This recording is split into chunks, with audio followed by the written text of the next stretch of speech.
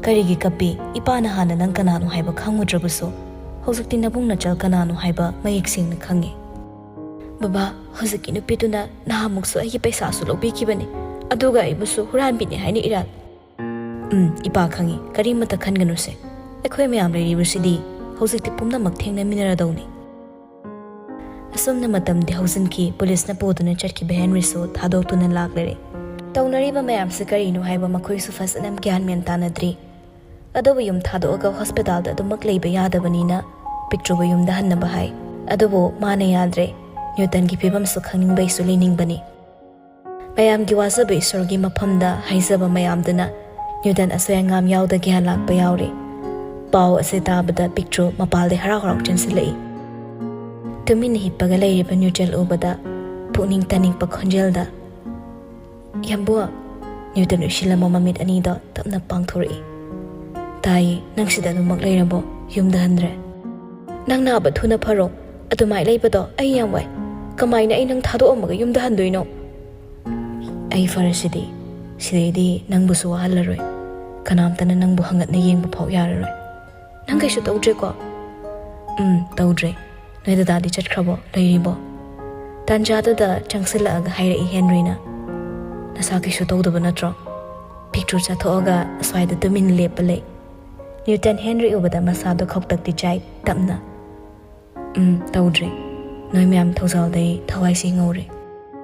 Henry makhata na nangai bu waroribra tasing dai asaw be man kibana kaishu khan mangam kidana thokiba ngaktani lali bse aini sakmanaruba ai iralni adugi shu mathakta losulaga thamuba mahini Henry no phetawraga sigi phibam se mamangda tawkiba singduga hairade na ana khangpham di thokpani adubu karamna di hekta sewama tawshe taibang da tholangmani sidi thajarudaba talakto da security ke agaloina na acho madi sani lagli makhoi obada sana halngna maro yam thajadana kadom daino somda phambiyu machinda fana sauna ngangjerasu mathamoi da singli mapa ani do amana mada acho sauningna shuklaga kanagi maro karam matam da aise kanano sana hal sagote taptharaga kari lerege mafam sida lakpiri basibo yam thajadana nangi na cha siga lamja sara macha ani siga manaraga ai sabu hatna basilibasi phawbada nang yengduna leiba ngamiba Newton masang ngamdadan leirambade ngangnariba singnu tabada masadu tension leina sauningna nganglei kari kokno nachana wa khra hairena chumila li khangdana adum nekta mi amada force tora ngangbade achawna hey yam direct hei lai shuai ba khangmu machani na nang aigi singthak ta khumi bado Henry su khumlei leiba ki thopuri ba amana adum wa haidi fazamande khara khanthara ngangbiyo adoiradi mi amatana songi wa kanana sui thatpa ngamoi kakningai leiroi sani changsilaga Henry gi mangak chapi oi nang kyam phawbro lamja sara nang nasu aigi pada dum haiben natiklo picture changsila sani bu inthui ai khoide lamja sara macha hairasu lamja sara sikanano nang ne nang mathomram khangdaba langtho omba nang ni ai khoide mama baba khuding maklei makhoi ne khoibu manang matam chadana taibang pa thado atkibanani picture nangang liba wahai da sauni na makhoi yingnaraga lei Newton ta kan dei nokthori aduga khuba khurei kamdawe point set kre picture suklaga sani khoi de yinglaga ai khoi su chin pale na khoi na ngang bangangi ba dogumna nga banga me haiba khangdabra asauna wayam na ngangana maduni hena fata boirak pe ai gi sabu hatna bona bada chenari basinu piore su namchu amani picture na ipagumba mane aduna ai adumak phasana haizage adumgi chanu pasina kari tawke kari chari kari thakli karamna lei haiba su khra khra yingbiu maduna tungda thoning da bakaya dei kan mangam ga trakhanjai sani maya chiklaga thokli ba thodo pumna mak mai maram deni horokpham lainari ba singdu miyoi ba ama oina sauning badi loina phaunari amana wai ama hairakpada magi ninggi ba singdu da chumbani khanda amaga maga sawat narakle ajo khoisu sawraga chatna ba tori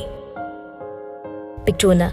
ngai ko nongmai yam lei su khangi na cha se kauk thabagum tharaga nongmai pisilaga makok chakpa mi haluna thado opigano angang oirabasu magi chindawa amatta ngang mangamdre aduwa sawbagi pankhaidi leitabani mafam chadabana makhoi kuithadana leitana thoki sanahalna Ichasingsu hojikti chanaba tawro ipa thinbiramagi yumdo mi amata leiramaroine picture suntolaga yam tanna lei Henry na sida sum sipara kainom oiraga lehoragero nang haningdawa male haireba wahaido da leiba singdo noglei Newton tapna chalo fazana ne ado yam thuna faraga lake amu yambo thuna farogo asumna makoi chatnaba kanna tawringi tanjado muktadani khangawdana ayakpa khonjel ama tari khonjel da mayam da loina chenthori maikei da leima gyamin tadana thoiba aigi sa thoiba siba tare aigi sa thoiba siba tare doctor janglaga phana bakanna hone adobu leimade angawbi amagum kuilaw lawi thado aibu kari iralgi nakhoina hat ke tawribano mitku kapsunari inamse kaidawrage akhoi myam le isidi nang wakhal taro kedawge leimana thado aibu kari gi pharibano nakhoi myamna mikhuna ingit tawi doctor la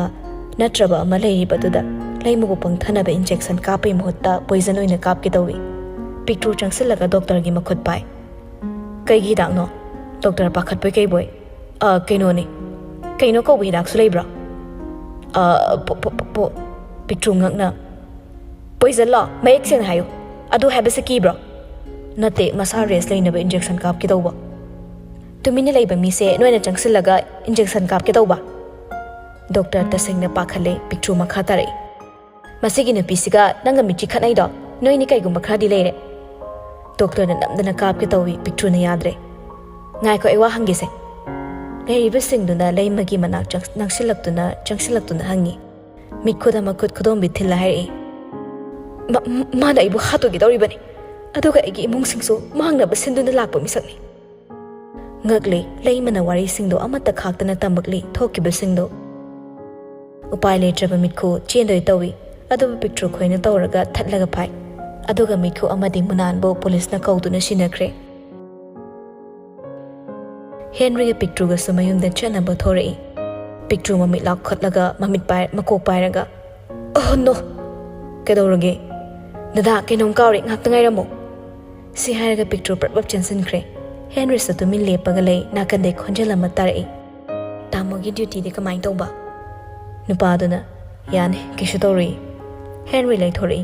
adubu khangawdana milu ani pirang horei thembi ure Henry bo tamna solei boss Henry mamai satlai thoi aduga milu pirang do phazana bakan no ane chathokla lepi thembi su Henry ubada changsana ba hone adubu maga lakminari banupa duna thembi gi makut paraga chingduna chatli Henry matomda khanje kaigino aina sokson thariba ainu pani aigi thona hanba yade aigi thamogi mafamda nangna tana kanagi shumapam khakte mawoirasu lawni ai masada ninghanada leitana makhya chiklaga kanna siknaba thamlaga mi oidaba yade khallaga leire somdana picture ka manung changsilai mayam leiba ubada amuk chaplepi lei manungshina isa amuk halakledana picture na mama halakpa nati yamung da kainom ka horaba Newton na kaibuno picture changsilaklaga Newton gi mak nakong mayada tapna hai horen phone toro kauni Newton noklaga shiniba adum khangna toro kadaba sida chatlege ko bye bye makhoi sumayam punna hankre Henry wakhal nungai taba amadi sum thembi wanung singlaga lei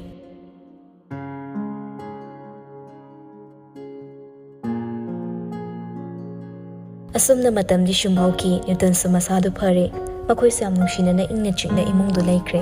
hanagi amana amagi wa tanadaba warawnaba phattaba matta leitabana haina kiba numit tu yokshilagle function du gidamak invite fangkiba pumnama mafam du yokshilagle mayamna nungshina khawrang na yingingna leiba mabum machalani do thorak pra yingnari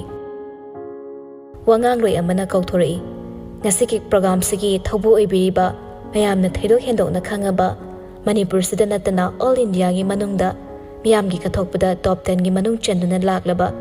thawbagi mafamdagi wahai khrada miyamda thaminaba koktokseri thaw masa yamna na thori adugi stage mathakta lepaga ngasigi function sibo asuk thawai yaubiriba mayam pumnamak Laikidraba aigi baba Jackson gi mahut silaga khurumjari. Ai wadu loiba nangde karom deno khangaude akan ba khonjela mana lauri. Ipa gi mingpan gana. Khonjel du tabada mayam do ngakna kadom deno khanna yingnari. Thauba su yingthori. Henry lepam bo ubada nang Henry na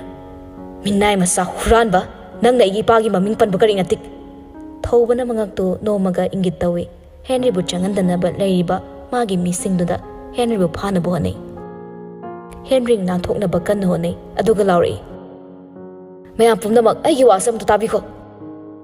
Henry leiba mayam do onsilaga oina makut ani lonaraga kappaga haizari adubu kanana su magi wa tade angawbani khanna leinari kanana bu thazagani asam noi thokpa yabra hekta miyoiba amada Henry ba mayam changlaga inthokna ba kan honei adubu Henry karigumba khradi haina ba yamna kan honei ayu wasa tabiyo ai makhata na krai shu pantharoi thokchakhani ye thembi ngakna papa kaino mana hairisibo tombina khangde masi angang se pura phibam mani kok se kainom tawrini sibo oi thokpa yabraba mi siba yabo wani thembi nungaitana kaigino mabu phubirise amta khamdokpiyo tombina aina fana semnaba kanna hotnabani adugo upai leite mirak tingadaba angang nate minister ashok su yaribani hanade Henry bu singduna leibaga magi security singduna su puthokna ba haibade phaduna punduna kanna honare Henry su ngasai pangal punna mu puthoklaga mayam do intholaga chensilei adugi stage mathakta chongthoklaga thobagi mangak sam chaplaga mapu saba haiba minai nang na igi pagi ming pan banatik lebra nakanda leiba thobagi mi khra changsilaklaga Henry bu phudoi pahori adubu masamdo phoiraga so singaga puthori achona madugi angang do amuk handa imang sida ularkan puthoko Johnny gi mapa SP na kanna lauri sir gi order ngak te de haibigano request amta tawjange acho pisum suk to laga kari sir angang sigi wasi kari kamdau ba haibado mungta khangdoksi sir ge yaba pibiyo thauba madi muthi pakhatna Henry da wa ngangdanaba yamna kanna tori adubu achona kanano karino suma thongmaram khangdaba lamja sara sigi wa taraga karino kana doise SP na angang sigi wa se proof yamle masi karino haiba khangdokna ba tokse muthina sound hai oi wasi makhata na tringe makhata rakana nangna kari khange SP na oi haiba wai sigi mahutta phajaba wai kya ma leibani madu sijinabiyo som ge amle haiba so ai khangje achona karino nangna khangi se hayu tase SP makhata re sir aina thigalei siam kuire tasing haribada muthi hariba nupa se leikidraba Sir Jackson gi yumda thabak tawraga leiba amadi driver oiraga leiramba mini samna haribada thabak sunaba thamba mi oiramni muthi khon kalapna SP nang wam khata gana yam thuna sakhrsalo SP noklaga masida sir na kari sauningai lege minai de minai haibasi asuk saradi mapu haiga doribra achona makha tawta se SP na muthi gi masa ani le amana mayumda thammi aduga nupa macha amana Sir Jackson khoida thammi aina hainingbadi thauba amadi pretty se Sir Jackson gi masa oirabadi muthi gi macha ani do kadai de lekhrabagi haibado ai khangningi muthi wangang pham khangdre masa du mang kangakle SP duna angang do thado sida puro Henry pusilai aduga wahang kya hangi Henry nungaitana matam pumbada moine khoibung ramsinaba to honaki nomas ima baba leikidraba ikwi-kwidana aina moida flashback ta hawkiba singdu liragli Henry pikliba machanbo kaptanaba themi thoi to mamala ani se picture marol mari sudana kappi mama di kadai chatkre dana lakni hairaga lakpa susuk lakte chakla me Henry chengsuleita muthi khoida chen hangba lai adobo makhoidi matai manawgi Arun mawari kya sanarami Rosina angang ani siga loksin bayare muthina madu yadre makhoi property pumba ekhoi mingda hana pan kisi Rosina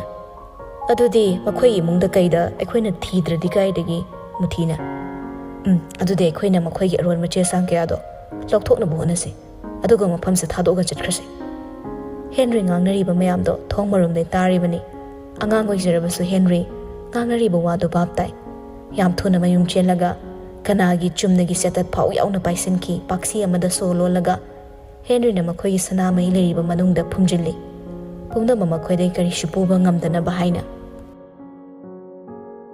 numito hokibaga nong hengan baga makhoi matai manau changsil aga angangani da kem ta haide moina tawni ba kusi itrashi tawranga leibo pungada phak phak tana yengli adubu upu manungda chidi amata yoramde leiba paisa singdude makhoina loina lausinkre Rosina kaino che sang khaide muthina angang sin loisilamba soidin oiramni Henry kem ta khangdaba saraga kaka kai cheno muthina sida leiba photo kai ke myam se mi thado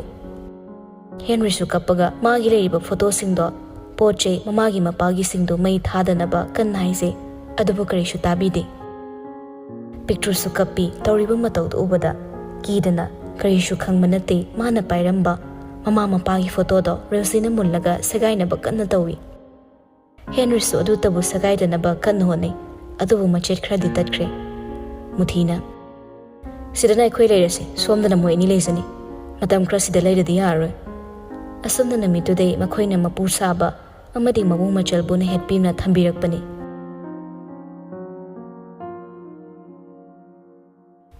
Henry gi wari singdu tabada leiba tiliba mayam de ingangakle masiboi thokpa yabra haiba wangsi mafam kya maduda nillare achau ngakna madudi nangna thamiba chesang mayam du thokpa ngamgadra Henry na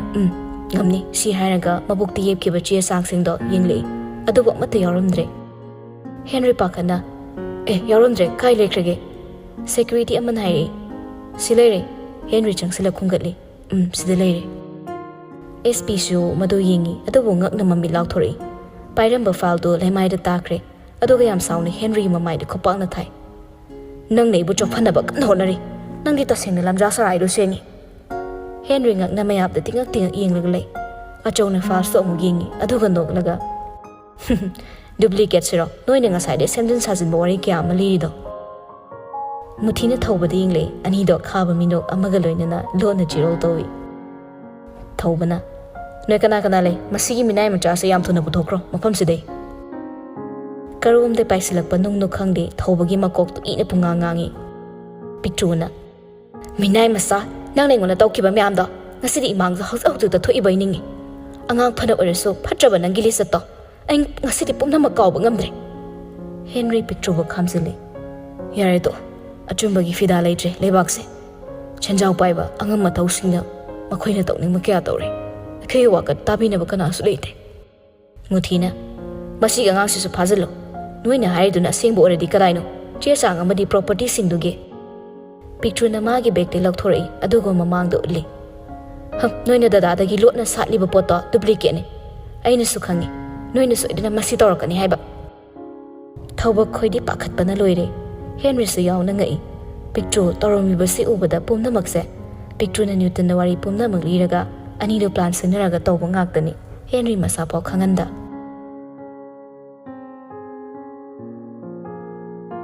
sanahal na loira puduna laklaga singba chuma pumna magloina khangdokle makhoi gi hanagi mama mapa na thambiramba pham kaya amadi leiriba manchan singdo makhoi na khangdana property kya amade bank to sell kya thamlambe chechang kya su yawri SP na noi kana le minai mapa macha se hana mukta fazin ko muthi wa amfo khumpam khangde mayam na piba chera masana loba tarami huran bagi tarani mapogi no mahai badu lak badu upai leitre pictuna ngai ko thawu khoi chap lepi pictuna changsilaga tongpoki mamai da khupang na thai aduga maya chiklaga mana tongi ba khungup ta lokthoga mamai de kalli sala minnai macha noina khoi bu kya da tu khat piramba kana leizadre haina huran bana ke ara khan hurala baso no madi mapun da phagan hai basa napun sida kaw do phai tanjada da lawyer amana ngak nai kaino mayam na mapu khangdana leiriba mi leitaba guest house ama leiriba yumdo adu su Jackson Lamabam gi yumni Henry na chume babana nongma yumdi loire karam kande leiba housigi haiki mamana matam khra sida leithana ba haiki adugi kui dana makhoi ba masak khangdaba mina hapirambani Newton nokmi tawranga wow boss you are great mai bu fina kaidong na kuptuna thamba yadabani real boss se nangna adusu mayam na sakhangnerba mission Henry na ꯑꯩꯁꯨ ꯃꯇꯝ ꯆꯥꯕ ꯀꯥꯟꯗ ꯅꯣꯡꯃꯗꯤ ꯁꯣꯏꯗꯅ ꯐꯣꯡꯒꯦ ꯈꯟꯕꯅꯤ꯫ ꯑꯩꯅ eating ꯏꯆꯄꯥ ꯆꯥꯗꯕꯅ ꯃꯁꯤꯒꯤ ꯊꯕꯛꯁꯦ ꯇꯧꯔꯗꯤ ꯑꯩꯒꯤꯅꯤ ꯍꯥꯏꯕꯗ ꯀꯅꯥꯁꯨ ꯂꯩꯇꯕ ꯃꯇꯝꯗ ꯃꯈꯣꯏꯅꯤ ꯏꯆꯤꯟ ꯏꯅꯥꯎꯕꯨ ꯁꯣꯏꯗꯅ ꯀꯩꯒꯨꯝꯕ ꯈꯔꯗꯤ ꯇꯧꯔꯛꯀꯅꯤ꯫ ꯑꯦꯁꯄꯤꯅ ꯔꯥꯏꯠ, ꯃꯗꯨ ꯌꯥꯝ ꯆꯨꯝꯕ ꯋꯥꯐꯝꯅꯤ꯫ ꯃꯁꯤꯗ ꯀꯛꯅꯤꯡꯉꯥꯏ ꯑꯃꯠꯇ ꯂꯩꯇꯦ꯫ ꯋꯥꯔꯁꯨ ꯋꯥꯅ ꯅꯈꯣꯏꯅ ꯃꯇꯝ ꯉꯥꯏꯗꯨꯅ ꯂꯥꯛꯄꯁꯦ ꯅꯈꯣꯏꯒꯤ ꯊꯧꯅꯥꯁꯨ ꯊꯥꯒꯠꯂꯤ꯫ ꯑꯆꯧꯁꯨ ꯍꯧꯖꯤꯛꯇ ꯏꯀꯥꯏꯔꯛꯂꯦ꯫ ꯏꯆꯥꯁꯤꯡꯕꯨ ꯏꯄꯥꯅ ꯁꯛ ꯈꯪꯉꯨꯗ꯭ꯔꯦ꯫ ꯖꯦꯛꯁꯟ ꯑꯩꯒꯤ ꯆꯥꯟꯅꯔꯕ ꯃꯔꯨꯞꯅꯤ꯫ ꯃꯥꯅ ꯑꯩꯒꯤ ꯏꯇꯦꯡ ꯀꯌꯥ ꯄꯥꯡꯕꯤꯈꯤ꯫ ꯃꯥꯁꯨ ꯅꯣꯏꯒꯨꯝꯅ ꯐꯥꯗꯔ ꯃꯥꯗꯔ ꯂꯩꯇꯕ ꯃꯤꯅꯤ꯫ ꯃꯊꯧꯅꯥ ꯂꯩꯅ ꯍꯣꯠꯅꯕꯗ ꯂꯦꯞꯇꯕ ꯃꯤꯁꯛꯅꯤ꯫ ꯅꯥꯀꯟꯗꯩ ꯊꯦꯝꯕꯤꯅ ꯕꯣꯁ, ꯄꯤꯛꯇ꯭ꯔꯨ ꯍꯔꯥꯎꯅ ꯆꯦꯊꯦꯝꯕꯤ꯫ ꯇꯣꯝꯕꯤ ꯏꯀꯥꯏꯅ ꯇꯞꯅ ꯏꯄꯥꯅ ꯍꯥꯏꯈꯤꯕ ꯃꯌꯥꯝꯗꯣ ꯉꯁꯤꯗꯤ ꯏꯇꯣꯝꯇ ꯏꯀꯥꯏꯖꯕ ꯐꯥꯎꯔꯛꯂꯦ꯫ ꯕꯕꯥ, ꯑꯗꯨꯝꯅ ꯍꯥꯏꯕꯤꯅꯣ꯫ ꯕꯕꯥ ꯀꯅꯥꯅꯣ, ꯀꯔꯝꯕ ꯃꯤꯅꯣ ꯍꯥꯏꯕꯁꯨ ꯑꯩ ꯌꯥꯝ ꯃꯨꯟꯅ ꯈꯪꯖꯩ꯫ ꯕꯕꯥꯒꯤ ꯃꯇꯦꯡ ꯌꯥꯎꯗ꯭ꯔꯗꯤ ꯑꯁꯨꯝꯅ ꯑꯩꯅ ꯇꯧꯕ ꯉꯝꯂꯝꯂꯣꯏ꯫ ꯑꯩꯅ ꯀꯅꯥꯁꯨ ꯈꯪꯍꯟꯗꯅ ꯊꯥꯖꯔꯁꯨ ꯋꯥꯐꯝꯁꯦ ꯕꯕꯥꯅ ꯑꯩꯉꯣꯟꯗ ꯄꯥꯡꯈꯤꯕ ꯊꯥꯗꯈꯤꯕ ꯁꯦꯜ ꯀꯌꯥꯅ ꯑꯈꯪ ꯑꯍꯩ ꯀꯌꯥ ꯇꯥꯟꯅꯔꯒ ꯇꯠꯇꯅ ꯍꯣꯠꯅꯔꯛꯈꯤꯕꯅꯤ꯫ ꯄꯨꯝꯅꯃꯛꯁꯦ ꯕꯕꯥꯒꯤ ꯊꯧꯖꯥꯜꯅꯤ꯫ ꯊꯦꯝꯕꯤ ꯇꯞꯅ ꯗꯥ, ꯅꯪ ꯍꯦꯟꯔꯤ ꯅꯣꯛꯐꯦꯠ ꯇꯧꯔꯒ ꯅꯪꯒꯤ ꯋꯥꯍꯪꯒꯤ ꯄꯥꯎꯈꯨꯝꯁꯨ ꯑꯩ ꯅꯣꯡꯃ ꯁꯣꯏꯗꯅ ꯄꯤꯒꯦ꯫ ꯉꯁꯤꯗꯤ ꯃꯇꯥꯡ ꯆꯥꯗꯦ꯫ ꯇꯣꯝꯕꯤꯅ ꯏꯕꯨꯡꯉꯣ, ꯕꯕꯥꯅ ꯑꯩꯈꯣꯏꯗ ꯇꯧꯕꯤꯈꯤꯕ ꯃꯌꯥꯝꯗꯣ ꯅꯆꯥꯅ ꯑꯃꯠꯇ ꯀꯥꯎꯗꯦ꯫ ꯑꯩ ꯍꯧꯖꯤꯛꯇꯤ ꯃꯇꯤꯛ ꯆꯥꯗ꯭ꯔꯤ, ꯑꯗꯨꯅ ꯕꯕꯥꯒꯤ ꯂꯃꯟ ꯁꯤꯡꯕ ꯉꯝꯈꯤꯔꯣꯏ꯫ ꯃꯇꯝ ꯑꯃꯗ ꯅꯆꯥꯅ ꯃꯇꯤꯛ ꯆꯥꯕ ꯃꯤ ꯑꯃ ꯑꯣꯏꯕ ꯐꯥꯎꯕꯗꯗꯤ ꯉꯥꯏꯕꯤꯌꯨ꯫ ꯑꯗꯨꯒ ꯊꯦꯝꯕꯤꯁꯨ ꯈꯔ ꯌꯦꯡꯁꯤꯟꯕꯤꯌꯨ꯫ ꯑꯁꯤ ꯍꯥꯏꯔꯒ ꯍꯦꯟꯔꯤ ꯃꯈꯥ ꯇꯥꯗꯅ ꯄꯤꯛꯇ꯭ꯔꯨꯒ ꯂꯣꯏꯅꯅ ꯆꯠꯈꯤ꯫ ꯑꯁꯨꯝꯅ ꯉꯁꯤ ꯍꯥꯏꯕ ꯅꯨꯃꯤꯠꯁꯤꯗꯩ ꯃꯤꯌꯥꯝꯅ ꯃꯁꯛ ꯈꯪꯕ ꯃꯤ ꯑꯃ ꯑꯣꯏꯔꯛꯈꯤ ꯃꯕꯨꯡ ꯃꯆꯜꯗꯣ꯫